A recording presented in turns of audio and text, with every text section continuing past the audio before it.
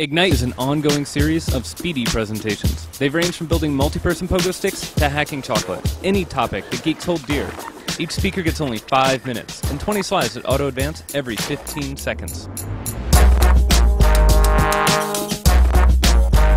I am Christine Penguino, and that is my son, Jax. I'm very excited to be here and tell you a little bit about infants and the superpowers they have that you may not have discovered. I'm extremely excited to tell you that you may not remember before you were born, but now we know, yes, you can. This is 18 weeks gestation, so he can't remember yet. 26 weeks, they can, or at least Dutch babies can. At 30 weeks gestation, they were able to retest for a stimuli, and those babies had already habituated.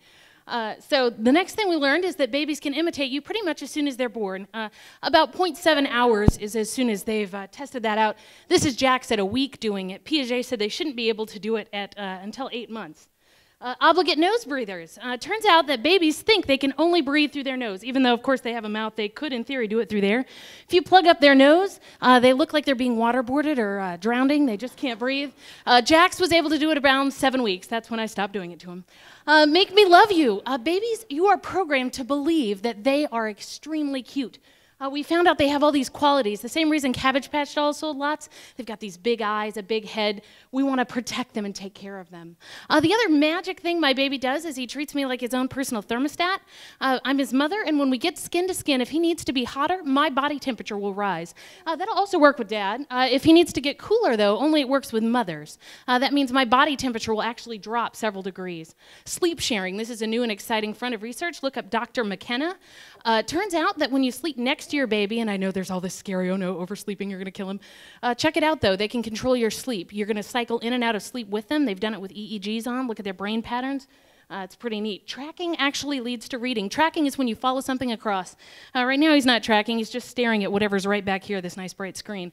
When you're tracking, though, you're following and learning to read. It happens with bubbles, and when you're crawling, you're learning to look down, look up. Those skills you need to read.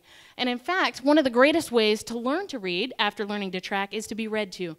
And yes, I read to Jax every day, and yeah, he's really young. But if we get in that habit now, I can increase, in theory, his IQ scores, his grades, and maybe even his SAT scores at some point. This is my catch-up slide. I forced my baby to take pictures with ketchup so that when I was way ahead of myself in this presentation, I could take a deep breath. Yeah. Next up, we're going to talk about potty time. Google elimination communication or diaper-free baby. This is a whole scary thought. We've pretty much believed for a while here in Western culture that babies need to be in a diaper.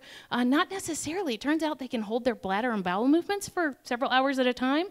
I haven't been able to do that perfectly with Jax. Google it. It's really interesting stuff. Object permanence is the ability to be able to know that something's there even when it's not. This one often gets confused because if you think about it, baby knows when mommy comes back. He didn't think I stopped existing. Bless you. So that one's an interesting one to come back to. I saw the sign. That's not ASL, in case you were wondering. But start signing with your baby. Babies can sign before they can talk. Took you a second, didn't it? Took me a second after I took the picture, too. Linguistics. Talking about sign language, they learn to sign, then they can learn to speak. Babies can learn to speak any language in the world. They can learn 2 or 3 at a time. That may appear as a slight speech delay at first, but then they can sort out the grammar and the sounds. It's a pretty powerful tool, if you think about it, to be a native speaker of several languages. So if you have a baby and you have an extra language, throw it right at them. What do you do now? Do we let babies take over the world? Do you sound really cool at your next cocktail party? You know, where are you going to go with this? I have some suggestions. First of all, if you have your own baby, I want you to do a couple of things. Yes, that's an iPad with my son. First of all, get skin to skin. If you can breastfeed, do that definitely. Even if you don't breastfeed, get skin to skin. It's huge for a child and how they're developing emotionally. Speak and read to them often. Help them develop those language skills, and it'll help them in school later on.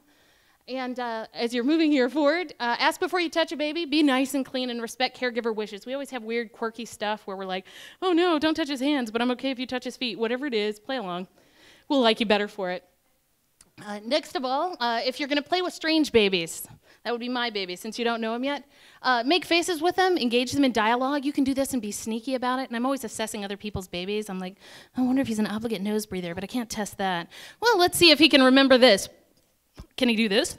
All those kinds of skills. And support parents when they've got a baby. Praise whatever you can. Even a little bit of praise goes a long way. And believe me, if I'm on 4.5 hours sleep average, I'm a little crazy. Be sneaky with your advice. If you sneak it in there, we're more likely to believe you and use it. Offer assistance and never assume malice for what stupidity can explain. So don't assume I'm a bad parent. Maybe I'm just a dumb parent.